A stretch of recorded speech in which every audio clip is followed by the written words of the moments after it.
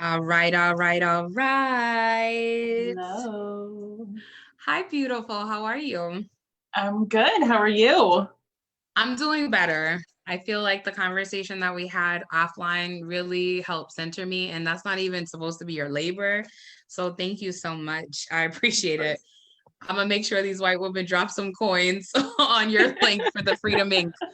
because woo, child, the ghetto, the ghetto, the ghetto. So I want to welcome you to another episode of the Full Set. Y'all don't even know. I am here with my esteemed colleague, Dr. Sami Schalk. Welcome. Thank you. You look amazing. When you posted the tweet that you were like, I'm about to do this quarantine look, and I was like you just look amazing. Your earrings is popping. You said you got the dress Thank from you. where? The dress is from Mod Cloth, and then the earrings are from an Etsy shop out of Detroit called Eat Duh Rich, D-A Rich. Mm, Um, and yeah, come I on got into capitalism. my friend Gina got some from them. They like will do custom colors, and I have been wearing these just like so much. I love them a lot. They look really fuzzy and warm to the touch. Say they are. Please say they are. Yeah, they're fuzzy and they're also like light, which I love. So you can just like flap them around. I'm so excited to hear this. Now, I want to introduce you because for me, I know a lot of people know you. You have quite a large following, but I want people to know why I was excited to ask you to come. I'm actually copying and pasting the link. I promise you, we're going to get it in the budget to get a show production assistant or something. Um, Here we go. So that is now the link. Boom, boom, boom. So if y'all don't know, I'm going to introduce you to Dr. Sami Schalk. Sami's pronouns are she, her series. Sami is also an associate professor of women and gender studies at the University of Wisconsin-Madison. She earned her BA in English and creative writing and women's studies from Miami University, her MFA in creative writing poetry and from the University of Notre Dame, and her PhD in gender studies from Indiana University. Dr. Schalk's interdisciplinary research focuses broadly on disability, race, and gender, and contemporary American literature and culture, especially African American literature, speculative fiction, and feminist literature. Dr. Schalk also writes for mainstream outlets, serves as a board member for Freedom Inc., and once twerked with Lizzo. She identifies as a fat, Black, queer, femme, cisgender, middle class, disabled woman. She is also polyamorous, body neutral, sex positive, and a pleasure activist. Dr. Sami Schalk, welcome so much to the Full Set. Thank you. Yes. So these are some of the things that I've been wanting to like talk with you about because these are all the topics that interest me. Like your entire bio is like interested, interested, interested. The first thing I want to ask you is I know you do a lot of writing on literature, and I want to ask you who are some of your favorite Black literary writers? Yeah. So I mean, my number one is always Octavia Butler. So Octavia Butler, for folks who don't know, is a Black woman science fiction writer who passed away well before her time, but was very prolific still. So we have lots and lots of her work. Right now, a lot of people are reading and talking about Parable the Sower. I'm actually doing a live chat about Parable the Sower later this week, which is one of her books. We got to find out the information. Yes, that's through Zora, the like Black women's online magazine on Medium. So I'll be doing that on Thursday night. Okay. But yeah, Parable the Sower is like amazing and prescient in so many ways. So Octavia Butler is, one of my very, very favorites. I read a lot of speculative fiction, but also, you know, Toni Morrison, Nalo Hopkinson, who is also like a fantasy, sci-fi, speculative fiction writer. Those are my folks right now. I'm in the middle of reading a like novella, I guess it's short, by River Solomon, who is a non-binary Black author who also does like speculative fiction stuff. It's called The Deep. It's pretty good. Yeah, I like it. I'm about halfway through. Thank you so much for sharing that with us. And I've been So like I've been reaching, I have a lot of friends who are Octavia Butler fans, and I hate science fiction. I hate Afrofuturism. And I know everyone's going to be like, Dee Dee, really? And it's because I didn't understand, right? I didn't understand that all the future that I talk about and the world in which we want to live is actually Afrofuturism. Is futuristic. Yeah. And so like to me, sometimes I get trapped up in like academic things, even though I'm in academia and I'm just like, oh, how's a hood girl gonna make it? So I just want to say I appreciate you and so many others for constantly like, I want to say this succinctly, for constantly like making space. Cause sometimes, you know, Tia Nancy and I had this conversation. Sometimes when you get to an upper echelon, you have your PhD, boo. Like, you know, it's like sometimes I feel that folks who don't have that level of academia are forgotten about. But I feel like your conversations are so fucking real that you're like, what are you talking about? Let me help you like figure it out. Like, you know, and I have always appreciated it. Like even me reaching out to you, you was so humble. A lot of people that are at your age in the game would be like, you know, so I just want to say thank you for keeping that realness. And even the topics you discuss, they're not overly wordy and heady that someone like me could get lost in it. So thank you for keeping it like baseline understanding level and not in a sense being ableist, which we'll get into in a minute. So I just want to say thank you. I really appreciate that. I try. You're like, I try. So I want to talk about your look because I know that you're doing like the series through your Twitter and other platforms that you have. You're calling them your quarantine looks, right? And I want to talk about how the quarantine looks came about, if you don't mind me asking. Yeah, so quarantine looks started, I mean, pretty early on. I started self-isolating, I think on March 14th. And pretty quickly I started getting into just wearing outfits. I think part of it was, you know, I live alone. I have a long distance partner who is moving here, so it will be better eventually. What? But I know, very exciting.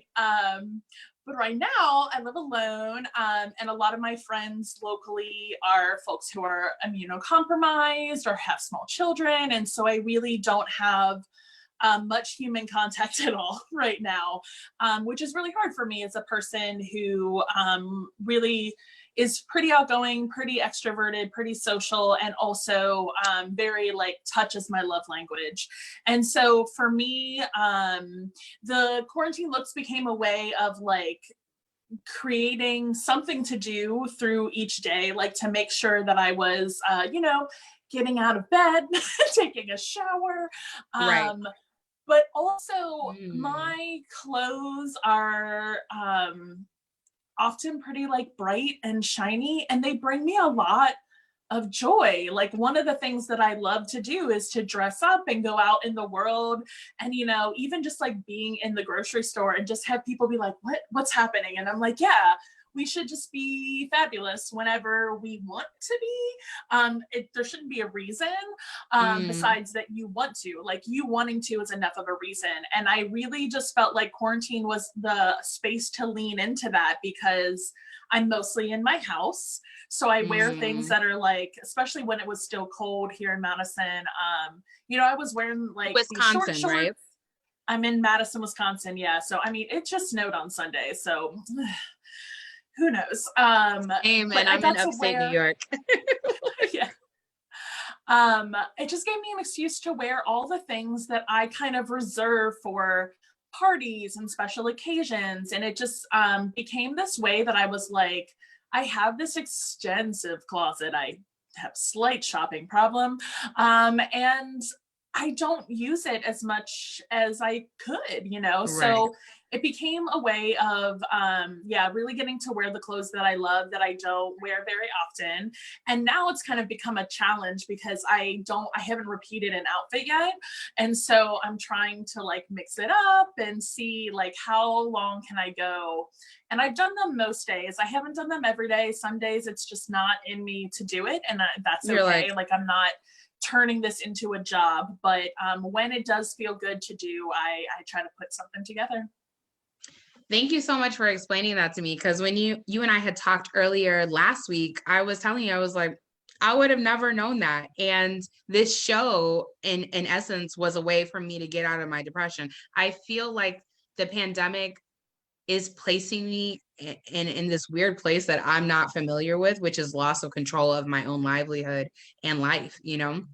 And I was just like, you know, I was the Department of Health had quarantined me, and you know, because we went to, I won't say whose party, but it was a 75-year-old woman's party. And I was not thinking, this was before any kind of major movements in the United States. We went to the party, it was several of us, and they were, all of a sudden we get an email from a certain city's Department of Health. And they were like, you need to come in and you need to, and I was like, what? This is not happening. And, you know, I stayed in the house for 2 weeks. I was still working, but I just felt like, does no one care what's going on? They're still requiring us to work. They're still, you know, and I just felt very depressed, and I was like not getting stuff done.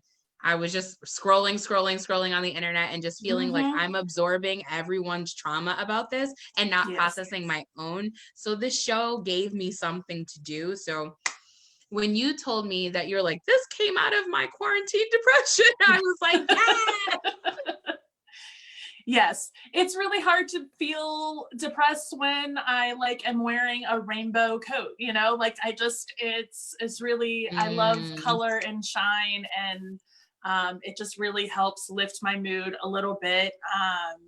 You know, and it's not for everybody. And, you know, some folks are like, oh, I can barely like get out of my sweatpants. And I was like, if this doesn't bring you joy, you shouldn't be doing it. Like this actually makes me happy. I like doing it. And I hope that that comes across in like the pictures that I'm sharing. I'm not just doing it. I don't know. I'm doing it because I like it. And the fact that other people like it is a super bonus, but it really is genuinely like I have been enjoying playing in my closet. So I want to ask you a follow-up question to that then. And this is actually what, you know, you and I only picked 5 topics to talk about, but I can go forever. So I want to talk about how it feels like from your perspective, being a fat woman and being like living out loud in this joy that you say, no, this belongs to me, that this is something I want to do.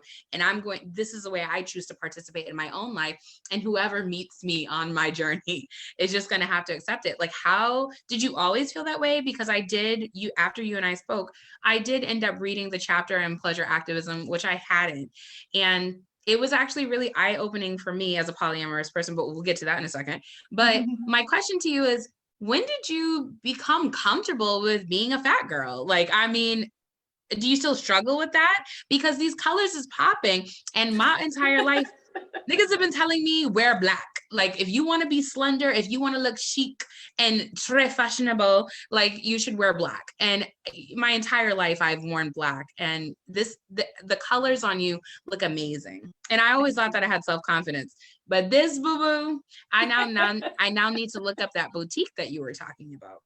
Yeah, I mean, I get my clothes from all over, but yeah, so no, I was not always confident at all. I definitely had, you know, like content warning or whatever, but you know, I had an eating disorder all through high school, college, like really hated my body. And it took a couple of things. One, honestly, getting into my PhD program and reading in fat studies and in disability studies. Okay. And for me, being in disability studies spaces where bodies are just invited to be as they need to be, you know? So in a disability studies conference, I can go in the back of the room and sit on the floor and stretch out and have like my legs spread. That's okay, right. You know, to like make my body comfortable in the space to pay attention. So part of what happened for me was being in communities where my body was just like allowed to be whatever it was. And then I think another thing for me that kind of shifted my confidence was, I mean, one, getting together with my partner, Jess, who is also like a fabulous fat person. Like Jess is the person that was like, fat people can wear crop tops. And I was like, we're allowed to wear crop tops? Like, what? I didn't know. And so I just started, going on, I like literally created an Instagram just to start finding other fat people who were wearing fabulous clothes. And I think that for me, once I realized that there are companies out there that are making clothes that fit my body and aren't just like, here's a tent, cover that up. Right. Then I was able to explore that a lot more. And of course, Do you some of shop that at came Lane from Bryant? having, Do you shop at Lane Bryant? I shop at Lane Bryant for some things. When you said here's a tent, put it on, that's who I thought of. I'm sorry. Yes, I have some professional clothes from Lane Bryant, and like some of their like they did a partner with like Kristen Serrano. Like when they do some of their designer collabs, it's pretty great. But yeah, less from them these days, more from smaller independent places. But I think that we're really in a, well, I don't know how long it'll last with I'm sure there's going to be like fabric shortages and stuff soon, but I think we're in a moment where people are making more size inclusive lines and just understanding that like fat folks want to look good and we can look good and we do look good. So that was another thing that really shifted my confidence, was just having access to clothes that made me feel good and didn't make me feel like I was supposed to be hiding. So that kind of combination of things, like community and actually finding online things that other people wearing clothes and then being like, okay, where did they get their clothes? Let me go to that website and look for stuff that I might like. And once I found enough places where I could get clothes that I liked, it was just a total game changer. And now there's no going back. Like I'm never going to wear things that are just like plain and tent-like or covering me up. I'm like, no, this is a good old body. Like, and I think, I love your body. I'm glad you love your body. Yeah, it's a good one, you know, and I want it to be around for a long time. And the more that I feel good in this body, the longer I think it's going to last. That feels really like holistic. And to even like, to expand upon that, I'm like glad that you're the type of person, like I'm not trying to cap on you, but I'm just saying you're the type of person. Someone asked in your mentions today on Twitter, they were like, I need that dress. And instead, like they didn't even ask directly. You were like, bitch, ModCloth. Like, you know what I'm saying? Like, and it was very direct. And I think that we should have more conversations, because conversations are amongst fatness. Like when we break past the barrier of the shame, we're not supposed to talk about our fatness. I don't know if you remember this, because I didn't follow you back then, but back when I was like a little tiny fashion blogger, Eloquy had went through this phase, right? Where they had launched their line. And if y'all don't follow Eloquy, please do, because they actually have really great pieces. And if you wait for a sale, it's affordable. I would never recommend buying it on full price because it's not worth it. But the pieces do look good on you.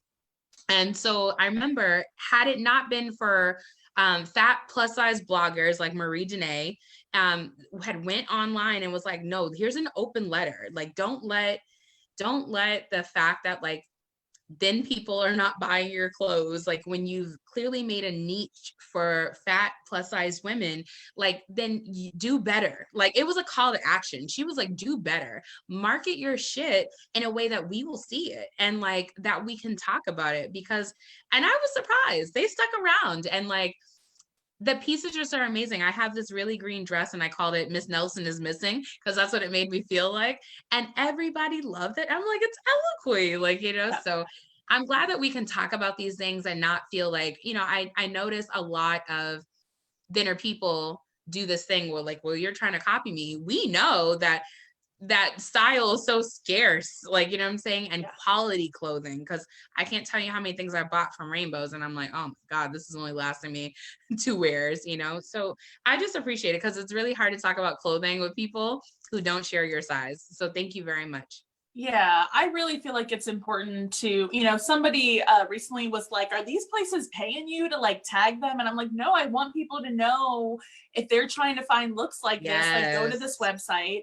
And I mean, you know, I say I have a shopping problem, but it's not like excessive. So some of my stuff is like several seasons old, right? So like you're not going to find this dress exactly now because it's 3-4 years old, but like you know that this style might exist over here.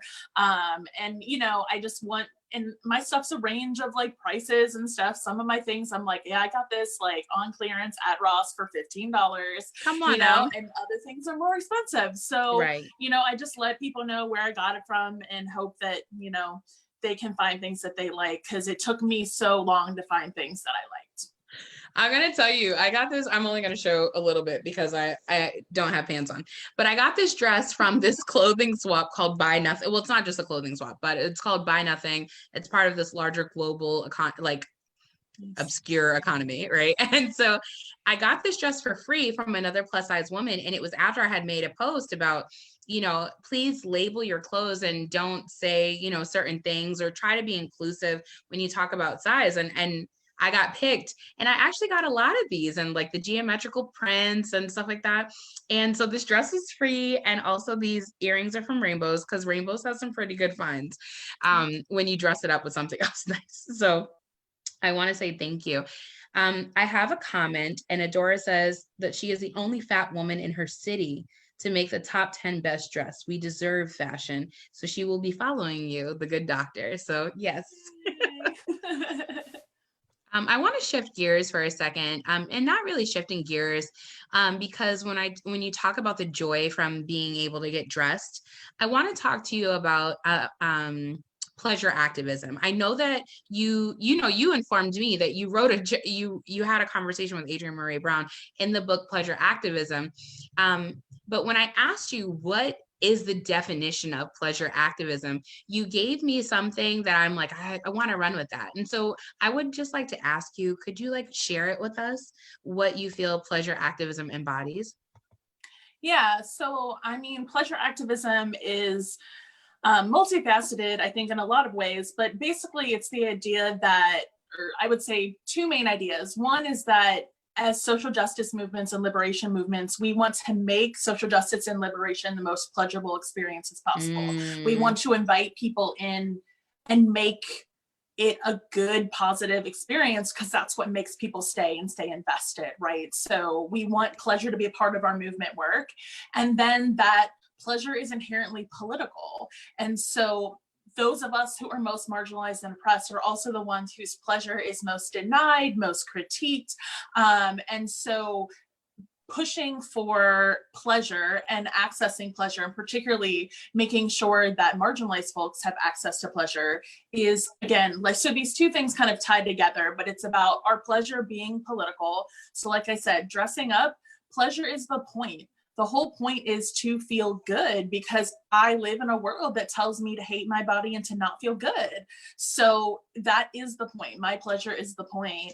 But that pleasure is also very political. And so it can't be one-sided. It can't be just let me get my pleasure. It has to be that I understand this pleasure as part of a larger political system, where, especially, we're told that we should be grateful that we have certain rights, and yet other folks have access to all kinds of pleasure. But pleasure is aliveness. It is the thing that makes life worth living. And so if some of us are told that we are not allowed to have pleasure, or that pleasure is reserved for only some folks, and that we should just be happy to be alive, but pleasure is, it's what makes us tap into our aliveness. And that doesn't have to be just sexual pleasure, although that's a large part of, I think, the book, Adrienne's book. But there's so much in there about fashion, about love, about all kinds of ways that we experience pleasure and joy in our lives, that just, taps us into our aliveness. And I really appreciate that you said that, in a tweet earlier today, you were saying that you were rereading Adrienne Maree Brown's Emergent Strategy, and you were asking people what other books. So I know that you're very well read. What book are you on right now? So the thesis. I'm in the middle. So I am rereading Emergent Strategy, and I'm just getting to the end of the actual kind of practice portion of that.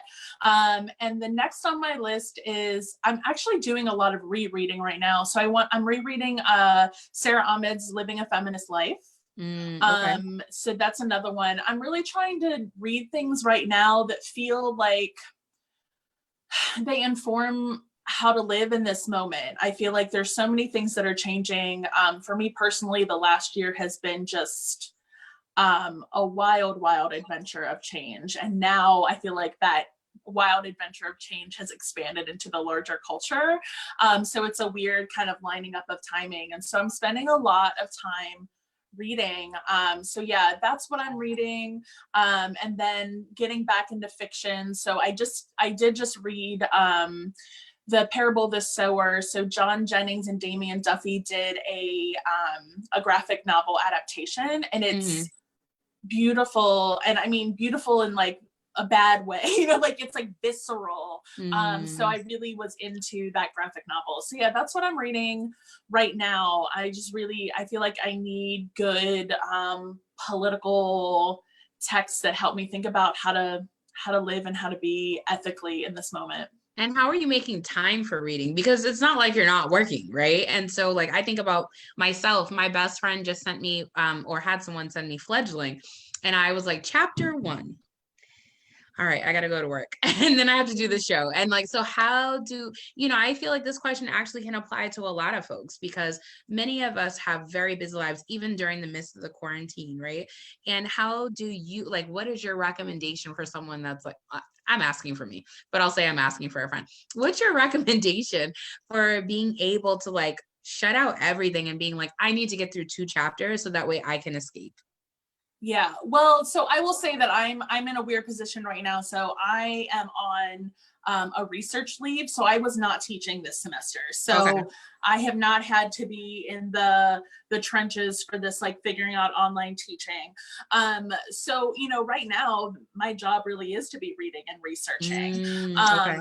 But the way that I make sure that I kind of create the brain space for it is that I was so resistant the first like 2-3 weeks of quarantine to a schedule, but I am now really trying to be a little more schedule minded because I just work better with a schedule. Okay. So for me, it's been about morning reading because I get really great light in from about like 6-7 a.m. to about 1 o'clock in the afternoon. And so I try to get out onto my balcony when it's warm enough, or just sit near one of my like windows, and I get the morning light, and I try to read after breakfast in the morning.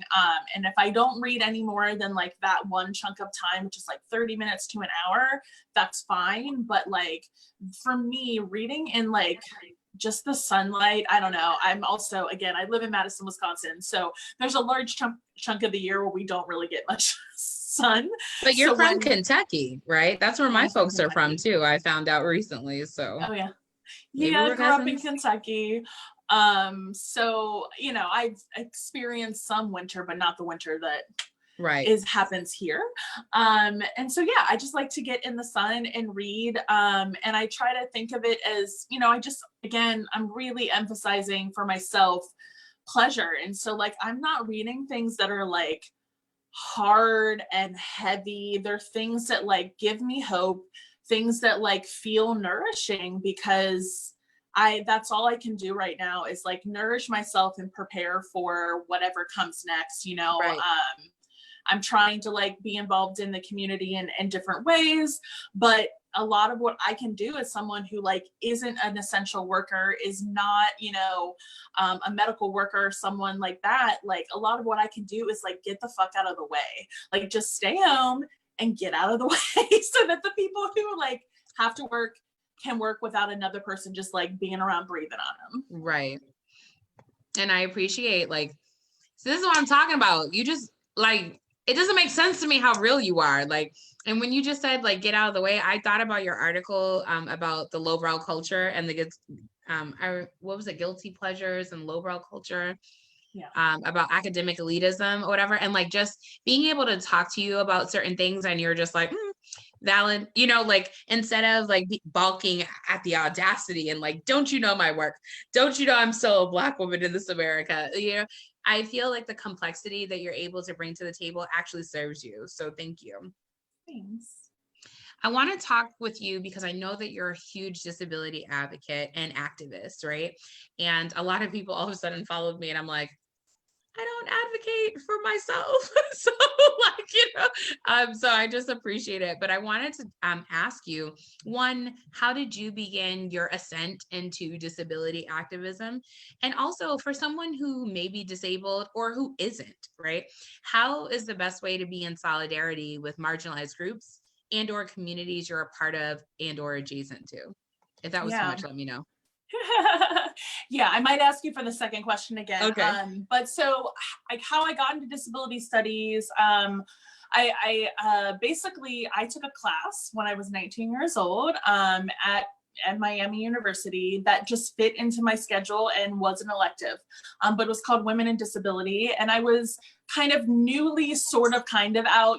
Like I wasn't really out to my family, but I You was wrote an out to some article called friends. Slow to Queer, and I want to talk about that too, but go ahead, boo. Yes. Took me a long time to really be out, but yeah, I was like I had personally kind of accepted my queerness at that point. And so I was in this mindset of like, I'm a Black queer woman, I know all there is to know about oppression. And then I took this class The and I end. was like, oh no. Right. Like, and it blew my mind how much I didn't know, how much I hadn't thought about, how much it like reframed a lot of the ways I understood like intersectionality and the relationship between oppressions. So disability studies just like straight up blew my 19-year-old mind. And I was like, if I'm going to keep saying that white folks and men and straight folks need to like be allies to me and my communities, then I need to figure out this disability stuff, because I am not being an ally. And at that point in my life, I didn't identify as disabled, even though I for sure had disabilities, because I just didn't think of them as disabilities. And it's been a really interesting process for me. I've been doing research for my second book over the course of this last year. And it has really, that research is what really transformed my personal relationship to disability identity, because I really realized the way that like racism has shaped my relationship to disability, in part because I didn't have diagnoses. Like I didn't have a script. I didn't have something that like proved my disability on a medical level. And I, am a person who has depressive episodes and again has a history of eating disorders, panic attacks, but somehow I still was like, well, it's not enough to qualify as disability, or it's not enough to justify my identification in this category for years, even as I was working in the field. So that has changed through doing the research for my next book. So yeah, the next book.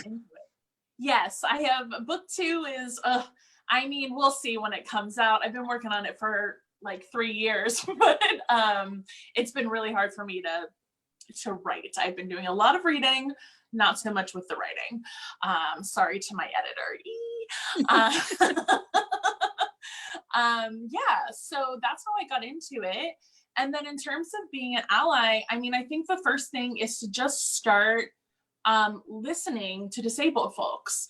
And this is so much easier now that there's like a whole like disability Twitter, like there are all kinds of folks that you can follow and start to learn from them.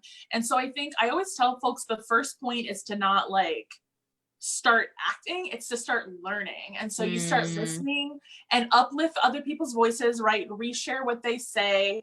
You don't have to have like an opinion. You don't have to have a plan. Like you can just listen to people for a while. So I think that's the first thing, is like to listen and learn, and then figure out where you might be able to contribute or step in. But you gotta learn. You have to like learn from these folks who've been doing this work for so long. I got to interview a bunch of Black disabled activists for this book. I learned so much from that process. There have been a lot of disabled folks doing, Dustin Gibson and T.L. Lewis have done 2 now, really, really great disability justice panels, thinking about disability justice in the wake of COVID-19. And I think they're all still like available on Facebook. They did them on Facebook Live, and they are always captioned. They have ASL interpretation, they have Spanish translation, like they are emphasizing accessibility.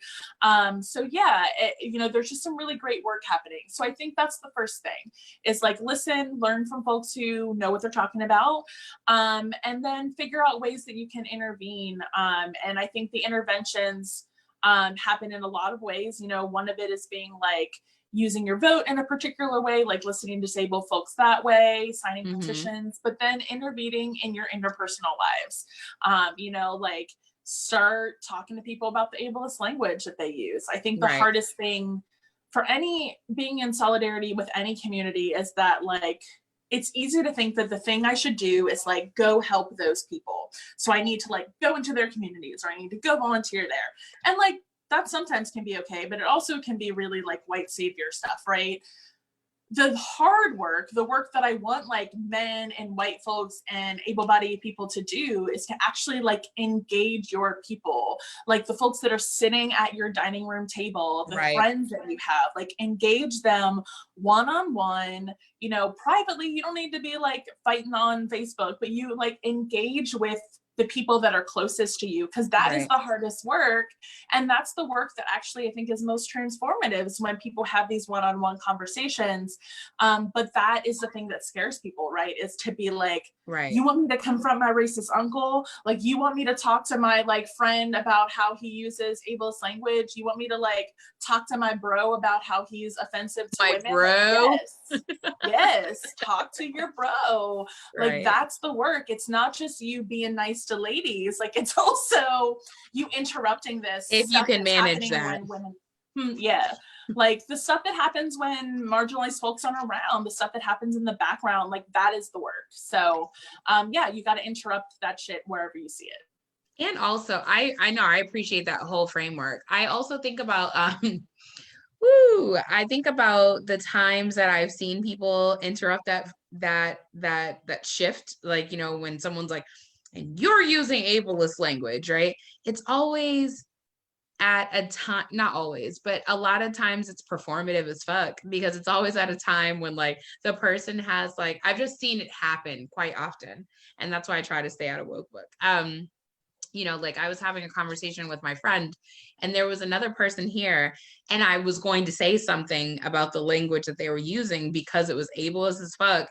I love this person.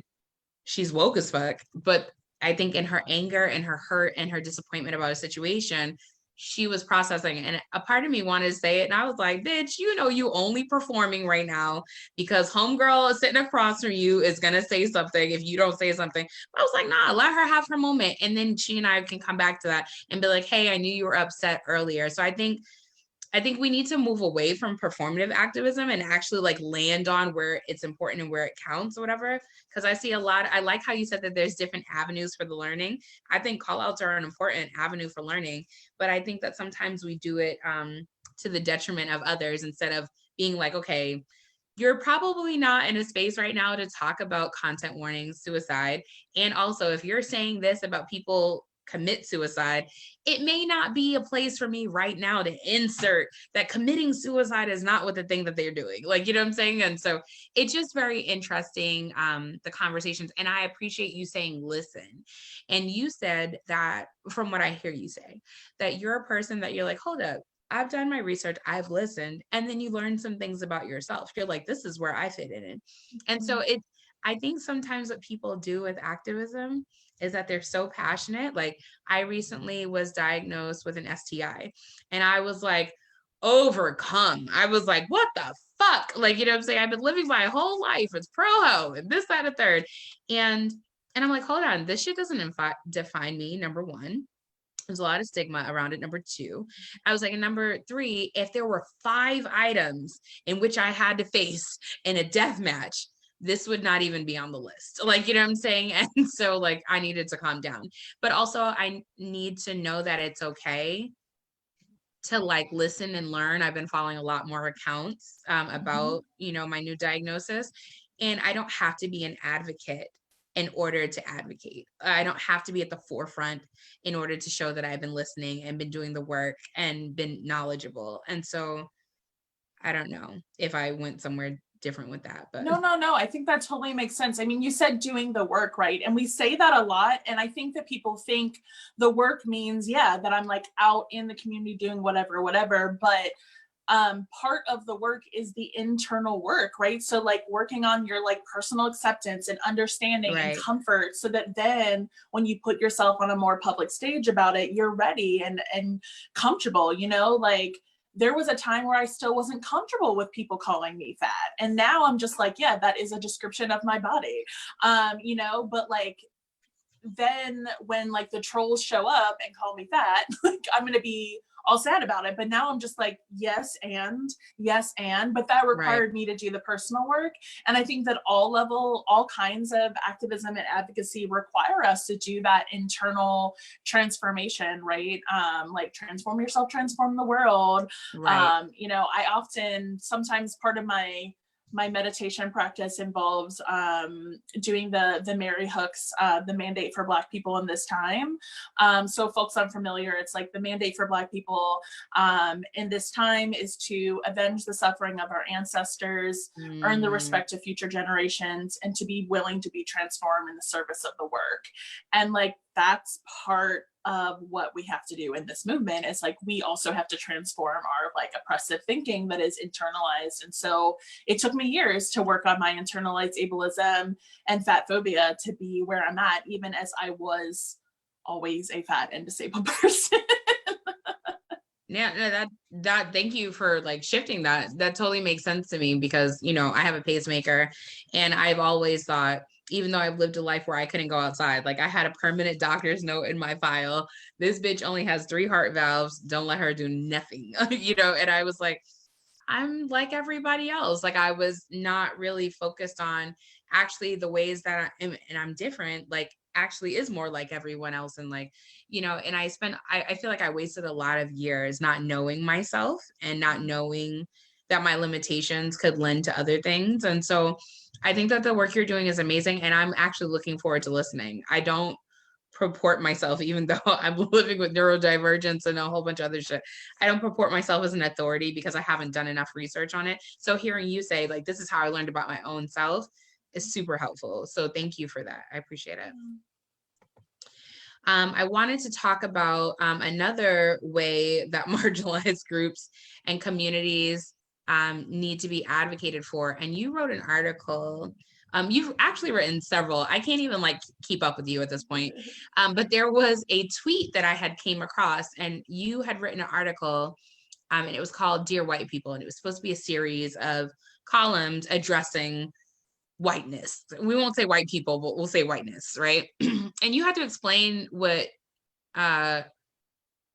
queer, trans, people of colors, like why it's an acronym. And like people were all upset with you, and they're like, you know, especially the white queers, they were like, why are you adding stuff to the LGBTQ, that why is it IA plus questioning, individualized, divided by, institutionalized? You're like, what? Like, this is why, you know?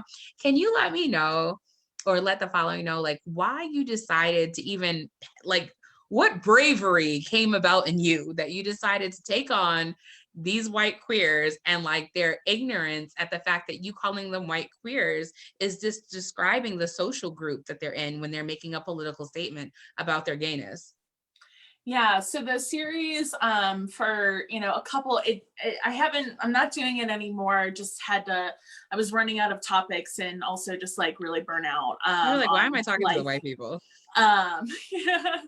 But so yeah, it was called Dear Queer White People. And so Emily Mills, who was one of the writers and editors for Our Lives magazine at the time, she invited me to do this. So Our Lives magazine is the LGBTQ magazine out of Madison here, although it covers some things like in the state of Wisconsin more largely, but it's pretty heavily focused on Madison.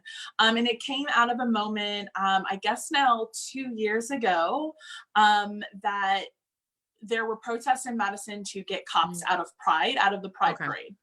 So the cops would march with they have a group called Policing with Pride that I think has like, you know, the 2 or 3 queer cops, and then the rest are allies. Right. And they try to work with the queer community and make sure that, you know, cops have some knowledge, and that's whatever. But so they I'm would so march. glad you didn't say it was fine. I'm glad you said it's whatever. I love you. We all work within oppressive systems. Right. I'll leave it. So anyway, they would march in Pride with their like police car, where they would like put like police in like rainbow colors across the the police car and like have the Right. sirens going and walk in uniforms with guns, because when they're in uniform, they have to have their guns, in the Pride Parade. And so I was involved with the protest on that. And yeah, it really came out of this listening session where I confronted some white queer people and said, you know, for the white queer folks in the room right now who are like advocating for police to still be in the pride parade, can you tell me what material harm comes to you by cops not being here? Because I can tell you the material harm that happens to me when I see cops and suddenly hear sirens while I'm at the Pride Parade. Right. And I'll add that like the main kind of person speaking for the police force was a Black gay man. And he explicitly said that he was sad about the protest but that he understood and even said as a Black man that he still kind of like gets nervous when he's not in uniform.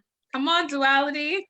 So I'm like, the police officer is telling us that he gets it, but y'all are still yelling at us and saying that we're dividing the community. And no one could tell me what harm there was. They could tell me all the things they loved about cops, but they couldn't tell me there was any direct harm to them by removing. Instead, they were like, well, you're dividing our community, or you're hurting these like queer cops, while the queer cops were sitting right there being like, yeah, it makes us sad, but we understand. And I'm like, they get it.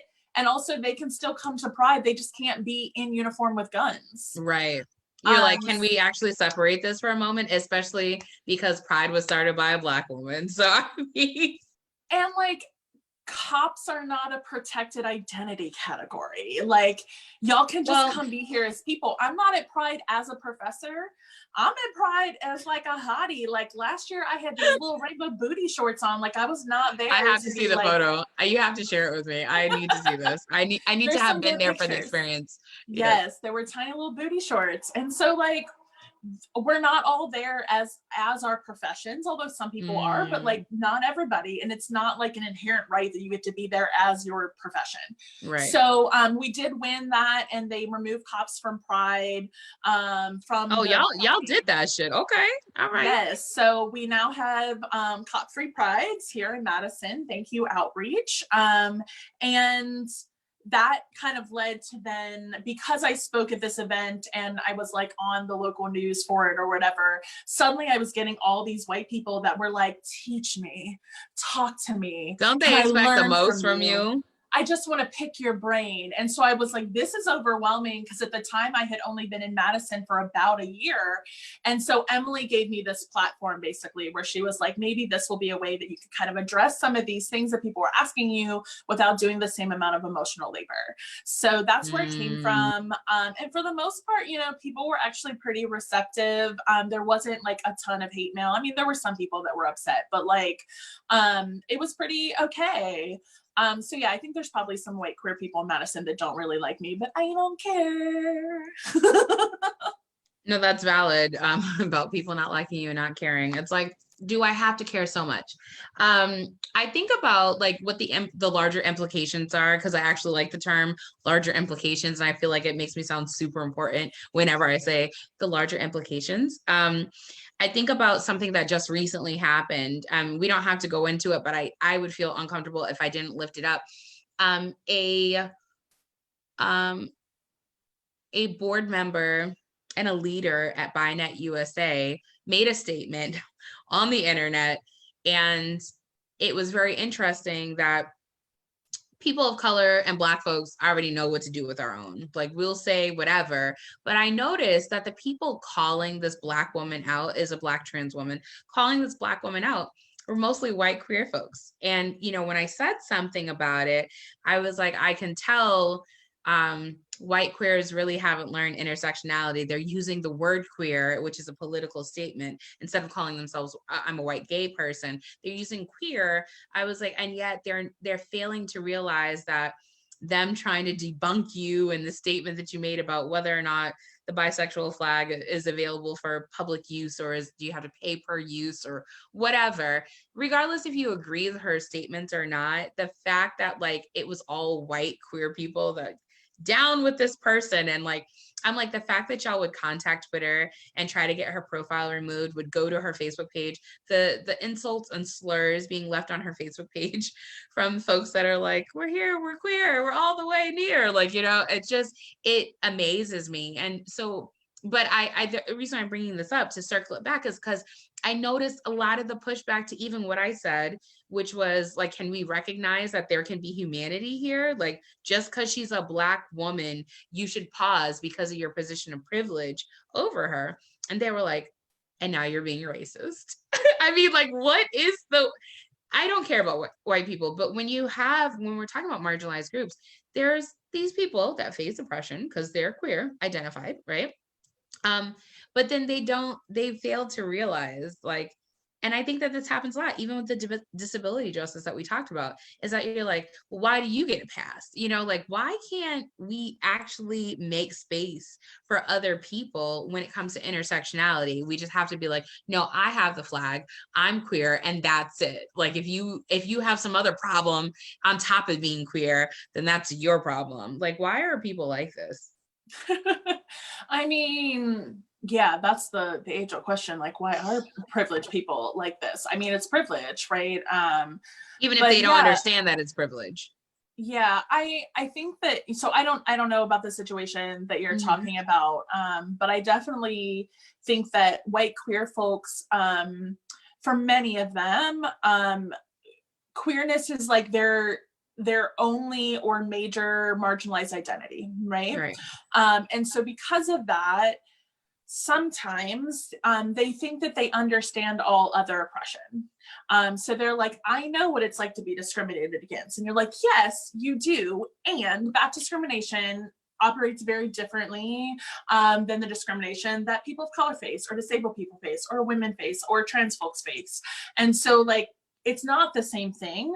And so while the like impulse, I think, is good to be like, I see you, marginalized person, we are connected. What I see happening with a lot of white queer folks is that they're saying, because we're both marginalized, I can't be oppressive to you. And I was like, oh, no, no. Like, I'm actually like, I operate in a lot of marginalized identity categories, and I can still be an oppressive person. Like, I still participate in oppressive systems.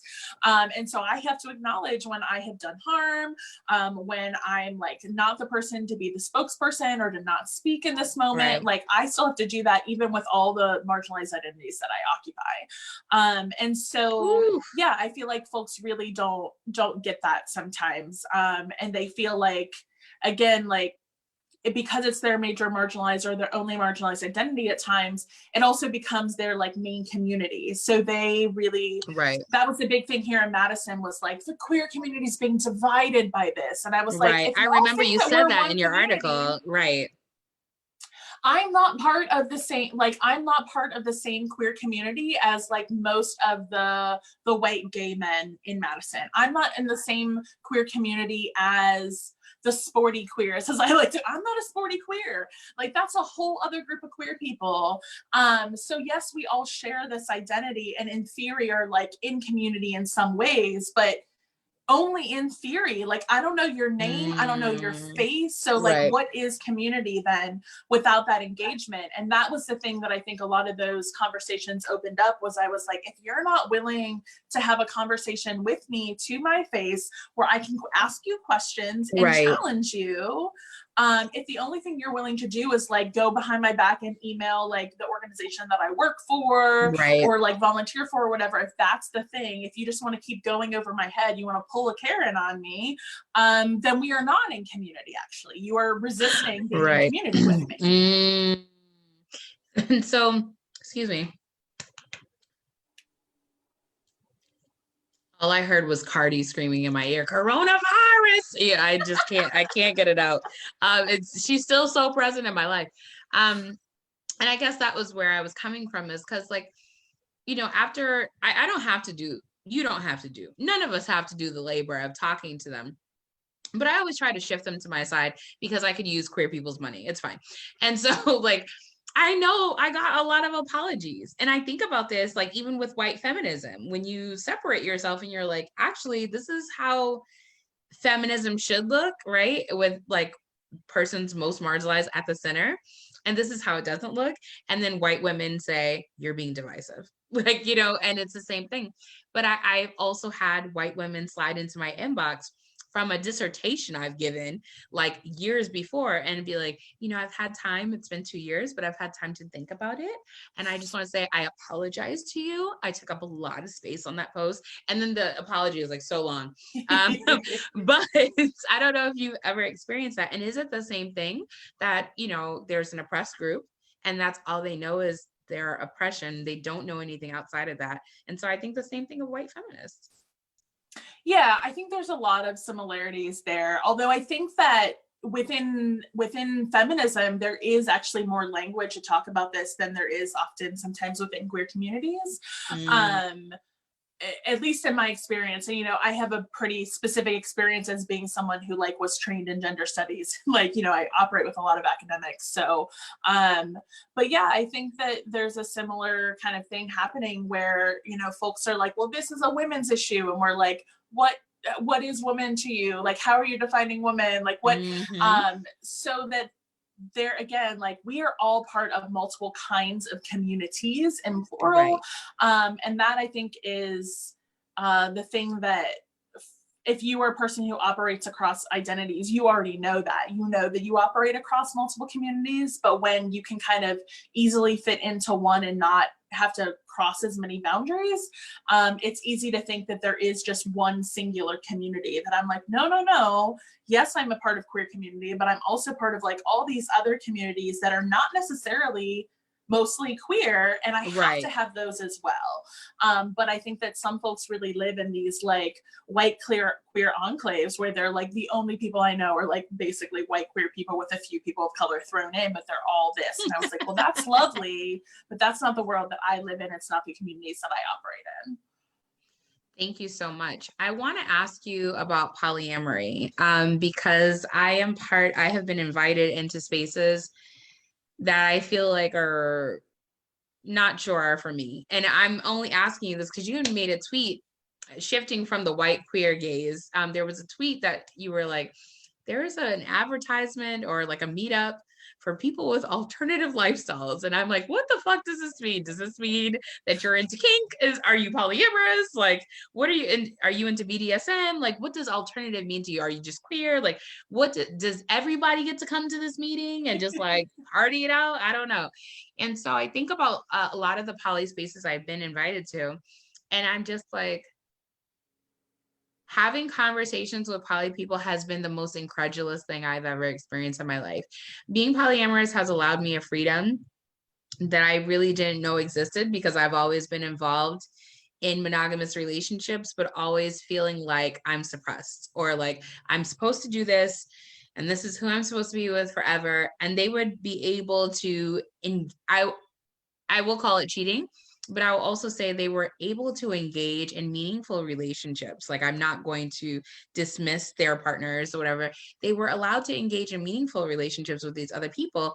And I always felt like hurt, but not because they were doing it, but because I was like, this is what I've been wanting to do. And can we just do it together? Right? And so I stopped dating cishet men because they're just problematic and they don't want you to do it at all. They want to do what they want to do. But I think about like the different relationships that we all have to polyamory.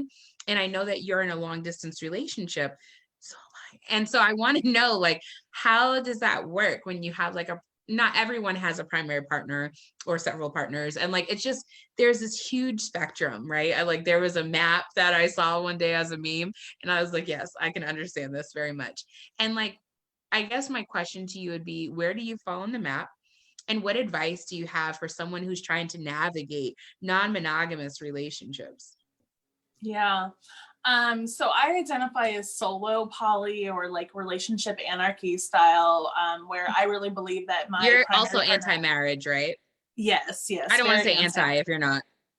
Yeah, I would say anti-marriage. I mean, don't get me wrong. I love a wedding.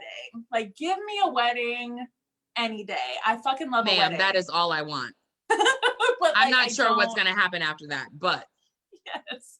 But I don't actually, I don't believe that marriage should be an institution of the state, or a way in which one receives insurance. You know, like I don't think it should be a primary way in which we define our kinship. But that is a whole other conversation. Or that, you know, but it's also related to poly. It's like the way that I form my relationships are not based on recognition of the state. So, you know, my partner is moving here, but we are not going to live together and we're not getting married. And that just like blows people's minds. And we're like, yeah, we are just going to be in a relationship and not do those things. Just not, and still be in a relationship. Do you think that makes your relationship stronger? Because I'm actually worried about marriage because I've done it before, and I've done it with someone who is monogamous. And my partner and I, we are straddling the fence about what that means to both of us, like especially making a lifelong commitment to one another. Like, do you want to be with me like tomorrow and like 5 years from now? Like, you know, and you can say, I'm not sure about that answer. And so for you, your partner is moving with no quote unquote legal commitment, and people are fucking stressed about what you're doing with your life and your body and your partnership. And like, how does that make you feel? I honestly just laugh about it at this point because I feel like, you know, I'm a total like weirdo in the way that I operate. There aren't a lot of people that do their lives the way I do. So I just, it's fine for me. I think the thing that is hard is where like people that think that we like aren't like, that I don't love this person or that we don't have like a real relationship because of that. So that's where it like is upsetting to me. But yeah, I really want to form relationships in the way that like brings the most joy and pleasure to the people in them. And like, I like living alone. My partner likes living alone. And so, yeah, we would love to live like very close to each other, like walking distance. Right. But I also want to be like, all right, well, it's time for you to leave my house now because I want to be alone. Come on, boundaries. Yeah. I was raised as an only child. Like, I was like, I need my own room. Like, this is the way it is.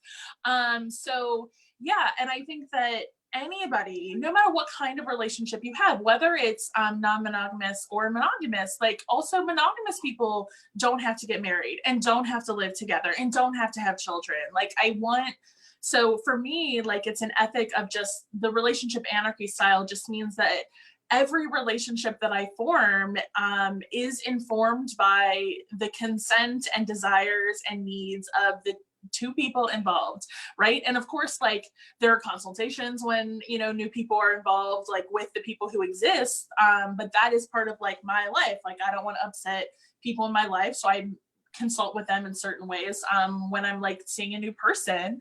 But there is no expectation of what a new relationship is going to look like, how long it's going to last, the kinds of like communication, like it's all in process. You know, there was a person that I like started kind of flirting with right before quarantine happened, and then I was like, well, see you maybe never, like who knows. Who knows, like, and we text every once in a while, but it's like there's no way to like start making plans for this relationship, and that's okay. It doesn't mean I don't like you, it doesn't mean I don't think you're hot as fuck, it just means that now is not the time.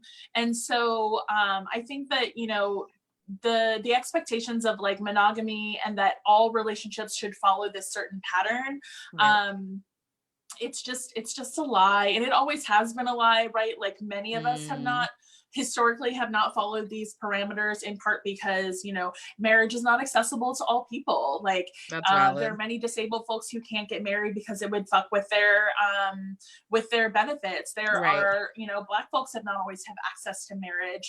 Interracial relationships have not been legal. Queer relation, you know, like all these things that I'm like, the state has tried to define what family and relationships should look like, but outside of those state parameters, people have been doing things, you know, having side chicks and having second families. I mean, I'm an outside child, like, you know, people. Come on, outside child, consensual hug. It happens. And that doesn't mean that these are not like valid family structures. The thing that is bad about them is when they are hidden and like done without consent, and done like in ways that are harmful to people. But often that harm is because of like shame, that we're just not allowed to say, hey, I love you and I love this other person, or hey, like sometimes I want to do this other thing, and then get get real consent and have real conversations around it. So yeah, I don't know if that answered any real questions about poly, but that's some random thoughts about polyamory that for me, it's not just about non-monogamy. It really is about just like exploding these like racist, sexist, homophobic, ableist, like heteropatriarchal modes of kinship and family making. That, you know, I have friends that I love that like sometimes I have sex with them, but a lot of my friends, I have like really intimate relationships that maybe aren't sex, but are very like kinship related. I'm like auntie to many, many children that are not Yes. biologically related to me that I love and adore and want to like be in their lives. Well, I feel like you did answer my question. And also that last bit, I felt personally attacked. I'm like, ah, like, you know, because I think about just like, I won't talk about myself. I will talk about something my mom experienced growing up. My grandfather, baby, he was a bit of a rolling stone. And he was problematic and trash. And I will still probably pray to him on my altar. Like, you know what I'm saying? Like, and he passed away the year that I was born. So I never met him in person. And there's like, I think my mother is one of 44 children that he had. And there was a lot of infighting, and I just don't want to recreate those same systems. Like, you know what I'm saying? Yeah. There's a lot of infighting between the children's mothers. And I think about even my relationship with my own father. There's a lot of, I won't say my siblings and I fight, we just don't talk. Because it's like feeling like you're making a decision about me based on the feelings of your parent or your Yeah. mom or whatever. Like, you know what I'm saying? And I find myself even like it's like this weird generational like patriarchal curse, like, you know, that like I'm in these relationships that can be very good and very life sustaining and life fulfilling, and then someone has a problem with it because the way we've been taught, you belong to one person and then that's it. And so I'll leave that there because I'm feeling very tender about that topic. So I just appreciate you lending your space to that and just saying like we need to unpack that, and we need to Mhm. unpack it in really meaningful ways if we're saying we're in community with one another. Something I want to ask you about is what do you think is the most laughable what do you think is the most laughable myth about polyamorous people? I think the most laughable is that like our lives are just full of sex. There is so much talking in Um, yeah, I so do a lot more much processing than anything talking, else. Yes. which I'm a child of like therapy. Like I was in therapy. I've been in and out of therapy my whole life because I Hmm. was raised in, I was raised in small town Kentucky where they were like, we don't know what to do with this Black kid. Like, let's just make sure that she's okay, send her to a therapist.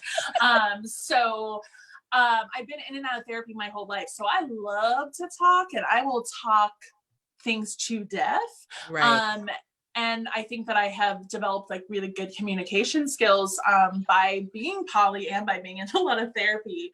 So yeah, I talk way more than I have sex. I definitely have moments where I'm having a lot of sex.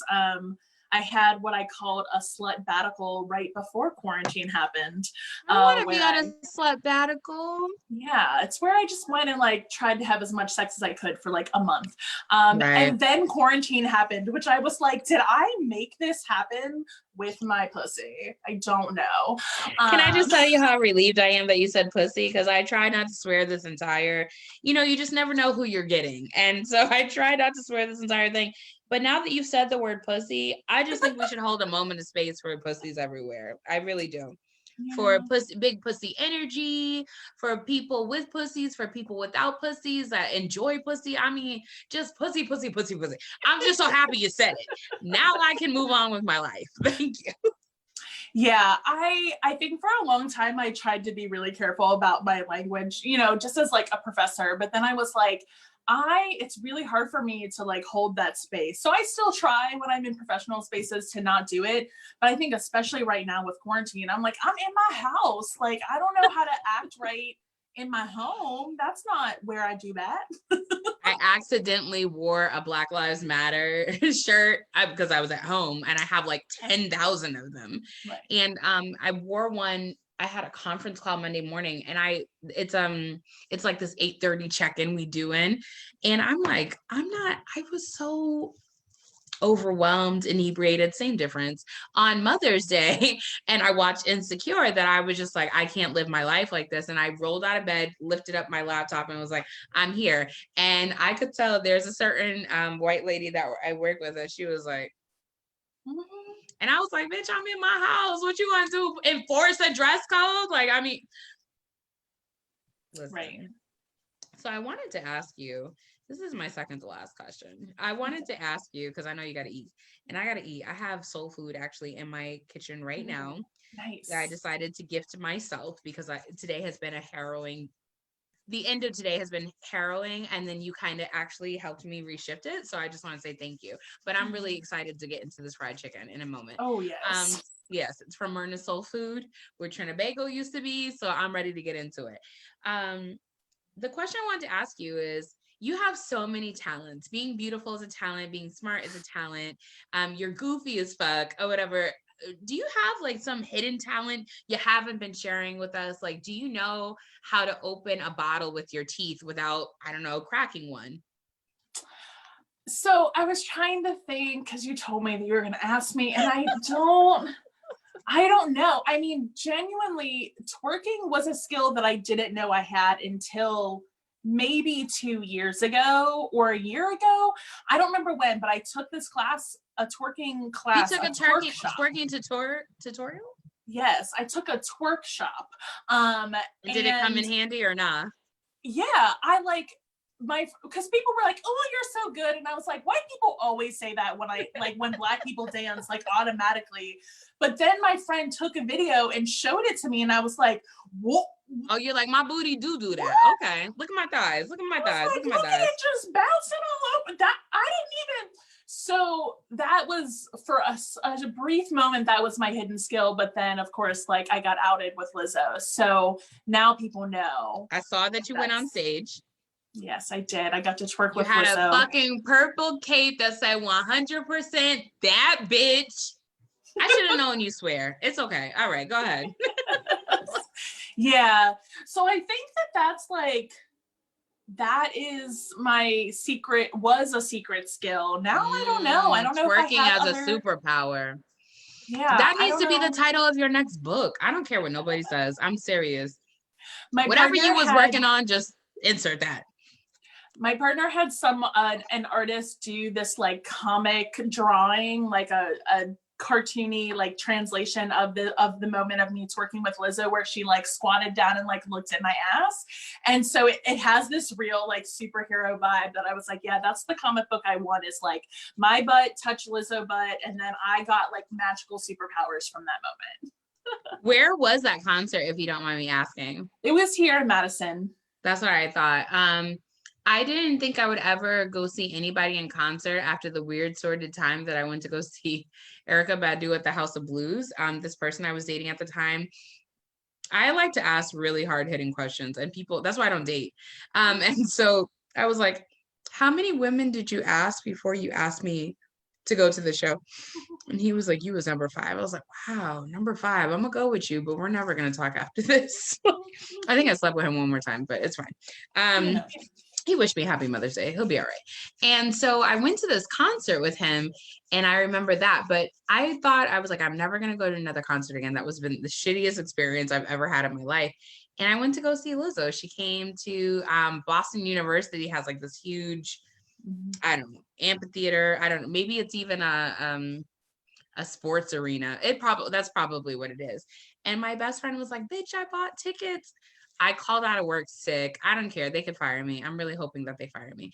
And I called out of work sick, and I was like, took 100% damage. Like, I just like, and the joy that I experienced from just not having to do anything but enjoy myself, that's what a concert should feel like. And Lizzo does give that 100%. She is a performer. Yeah, it was like the most, even before I got to go on stage, which that just like blew my mind. But even before that, it was just such a joyful experience, and like everyone was nice. Like people were nice to each other because it was a standing floor situation, right? Where you just kind of had to be like, this is my space, and then just like not move. And people were being kind and not just like pushing and not trying to like sneak up to the front and all this stuff. Like, yeah, like Lizzo just has a fan base, you know, and I mean, maybe things will shift as, you know, she's so popular now, but, you know, people genuinely were like, kind and not taking up too much space, and so in all kinds of ways. So yeah, I had so much fun at that concert, but I also, you know, I don't really go to a lot of concerts, mostly because I'm like, it hurts my body. Right. Going up the stairs, what the fuck? At the BU Arena, there was like stairs we went up to get to the place, and then stairs we went down to get to our seats. And I was just like, I got knobby knees. Like this is, I'm 272 pounds. This is not for me, but I breathed my way. And I was with all fat bitches. I didn't even realize until you just said something. So thank you for that. Thank you for that reminder. And sometimes those arena seats are so small. So yeah. We stood up the majority of the time. Yeah. Yep. For the Lizzo concert, it was like standing, but you know, I was like, my lower back was just killing me. And so there was a point where I was just sitting on the floor waiting for the concert to start because I was like, I need to save the standing for when Lizzo comes. So I will be sitting. You had on moon boots. You should have felt all the support in the world. I don't even know what's going on right now. You look cute. You had on spandex. You defied all odds. I appreciate the visuals. I watched the video 4 times. I'm actually going to post the video and the links as well. So. All right. My last question to you is a 2-pronged question. It's a question I ask every single one of my guests, so don't feel no type of way. The first question is there anything that you wanted us to cover or anything you're surprised I did not bring up? And then the second part is, if you were you and you were somehow watching me, who would you like to see on the show? Oh, those are good questions. Thanks. I don't